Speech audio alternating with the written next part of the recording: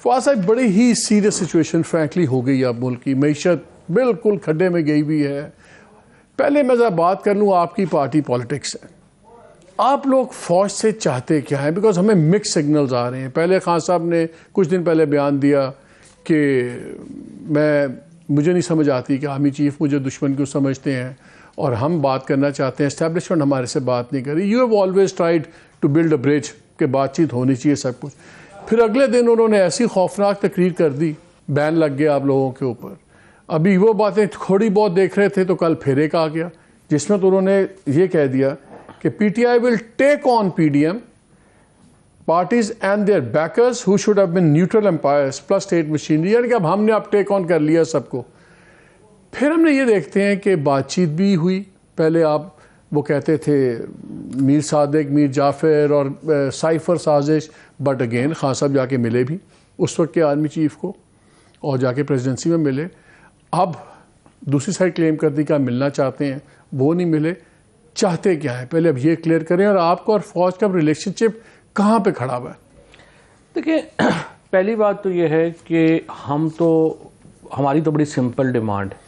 ہم چاہتے ہیں کہ آئین کو پریویل کیا جائے اور آئین کے مطابق جو ہے وہ آگے بڑھا جائے. اب آئین سے بڑھ کر ہمارے ہاں اسٹیبلشمنٹ کا ایک رول ہے. موجودہ حکومت جو ہے ہم سمجھتے ہیں یہ پپٹ گورنمنٹ ہے اور اس کو اسٹیبلشمنٹ رن کر رہی ہے. اسٹیبلشمنٹ میں اس دن جو آپ عمران خان کا بیان کی بات کر رہے ہیں, رپورٹر نے یہ سوال پوچھا تھا خان صاحب سے کہ اگر آپ آرمی چیف سے ملتے کیوں نہیں, تو انہوں نے کہا کہ مجھے جب صدر عارف الوی صاحب نے کہا تھا جنرل باجوہ سے ملیں تو میں تو 2 بار انہیں بھی ملا تھا, اور تالی دونوں ہاتھوں سے بجتی ہے. اگر آرمی چیف ملنا چاہیں گے تو میں ضرور ملوں گا.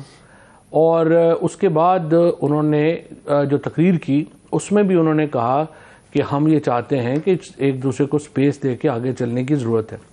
اس تقریر کا اثر یہ ہوا کہ اگلے دن ان کو اریسٹ وارنٹ آ گئے. اس کی تقریر کا اثر یہ ہوا کہ جو تمام ہمارے مقدمے تھے وہ اور کھل گئے.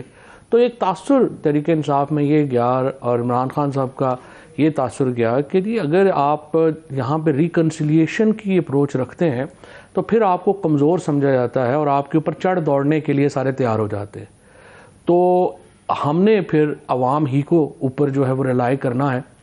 اور اب بھی آج کی ریلی آپ نے دیکھا کہ ہم نے منسوخ اس لیے کی کہ ہم یہ سمجھتے ہیں کہ جو موجودہ حکومت ہے محسن نقوی کی, جس کو میں یہ سمجھتا ہوں کہ وہ ایسٹ انڈیا کمپنی کے ایک جس طرح جنرل ڈائر کو لگایا تھا جلیاں والا باغ کرنے کے لیے, محسن نقوی بھی اسی کو ماڈرن ٹرم میں لگایا گیا ہے.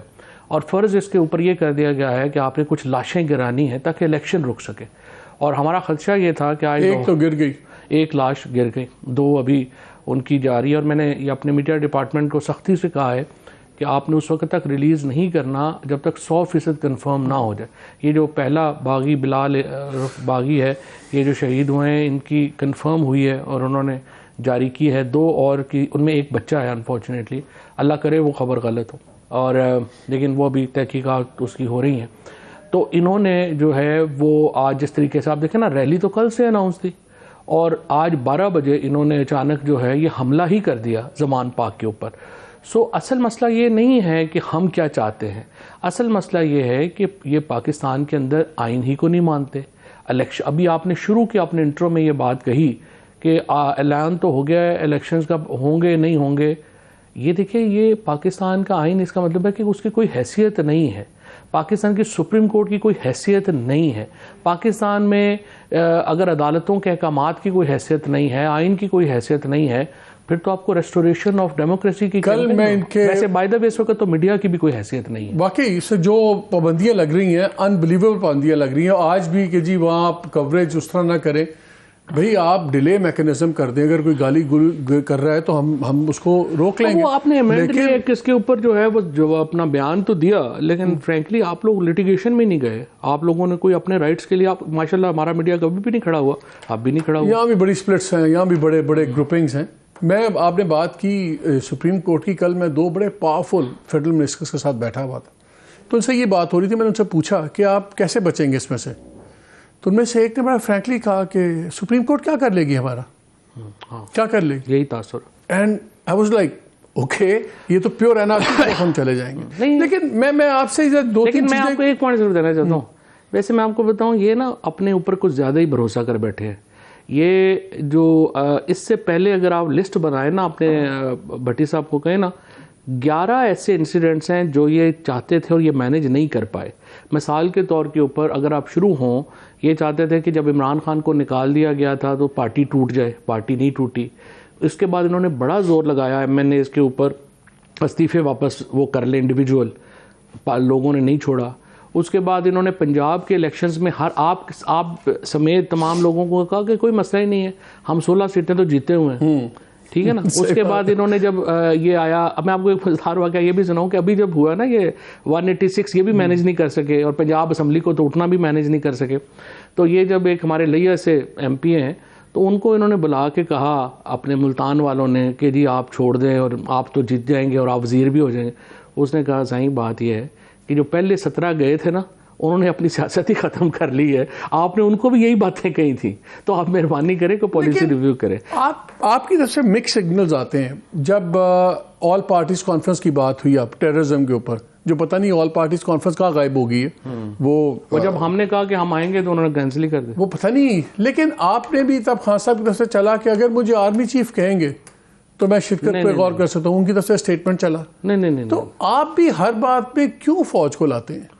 یہ بات یہ ہے کہ مالک آپ کو بھی پتہ ہے مجھے بھی پتہ ہے, حکومت تو فوج ہی کر رہی ہے نا. یہ جو سامنے ہے یہ تو ڈمی ہے. شہباز شریف کے اوپر حامد میر صاحب نے بڑی اچھی اس دن بڑی اچھی بات لگی. انہوں نے کہا کہ ان کی اس وقت ایک ہی قومی ذمہ داری ہے, وہ یہ ہے کہ انہوں نے گالیاں کھانی ہیں, پوری قوم سے گالیاں کھانی ہیں شہباز شریف نے. یہ اس وقت وہ قومی ذمہ داری ادا کر رہے ہیں, تو یہی ذمہ داری ادا کر رہے ہیں. آپ کا بڑا اسٹرانگ ریئیکشن آیا ابھی پرسوں جب ملے ہیں کچھ بزنس مین آرمی چیف کے ساتھ, اور آپ نے اس میں کہا کہ جی یہ تو وہ لوگ ہیں جو اپنے انٹرسٹ کو واچ کرتے ہیں. سب کو میں جانتا ہوں, وہ ٹھیک ہے, لیکن آپ کے زمانے میں بھی آپ آرمی چیف کو ملتے تھے بزنس مین. تو یہ ان کو کیا کہتے تھے جا کے, آپ کو تو پتہ ہی ہے نا, یہ سارے بزنس مین جا کے یہ بیڑا غرق کروانے میں یہ جو گروپ ہے بزنس مینوں کا, یہ ان کا بہت بڑا ہاتھ ہے. انہوں نے جا کے اس وقت جنرل باجوہ صاحب کو بالکل کراچی میں ملے, پھر لاہور میں ملے, انہوں نے بالکل ان کو غلط پکچر پینٹ کی. یہ مافیاز ہیں بیسکلی. تو آپ کے خیال میں آرمی چیف کو کسی بھی گورنمنٹ کی اکنامک پالیسیز میں انوالو نہیں ہونا چاہیے؟ دیکھیں فرینکلی آرمی چیف ہوں, زیادہ تر فوج کے لوگوں کو اکانومی کا پتہ ہی نہیں ہوتا. تو پھر آپ کی گورنمنٹ میں آپ پرائم منسٹر عمران خان نے ایک نیشنل ڈیولپمنٹ کاؤنسل بنائی, اس میں پھر آرمی چیف کو ممبر کیوں بنایا؟ اس لیے کہ ایگزیکیوشن جو ہے نا وہ آرمی بہت اچھا کرتی ہے. آپ پالیسی وہ نہ بنائیں, ایگزیکیوشن میں وہ آئیں, وہ بہت اچھا ایگزیکیوٹ کرتے ہیں. مثال کے طور کے اوپر جو سکسیس سٹوریز ہیں, اگر آپ فوج کے ساتھ کام کریں تو ٹھیک ہے, کوئی اور کرے تو غلط ہے. یہ بھی ایگزیکیوشن میں رکھیں. اس کی وجہ یہ ہے کہ دیکھیے مجھے پتا ہے 1 2 3 بار یہ ہوا, حفیظ شیخ صاحب جب تھے نا تو جنرل باجوہ صاحب بار بار کہتے تھے او جی آپ نوٹ چھاپیں, آپ یہ کریں وہ کریں. آخر میں حفیظ شیخ صاحب ایک دن تنگ ہی آ گئے. انہوں نے کہا سر آپ کو پتہ ہے کچھ نہیں, ایسے ہی جو ہے آپ ہمیں کہیں جا رہے ہیں, میں نے ساری عمر یہ کام کیا ہے, آپ مجھے تو نہ بتائیں اس طرح کہ میں نے کیا کرنا ہے کیا نہیں کرنا.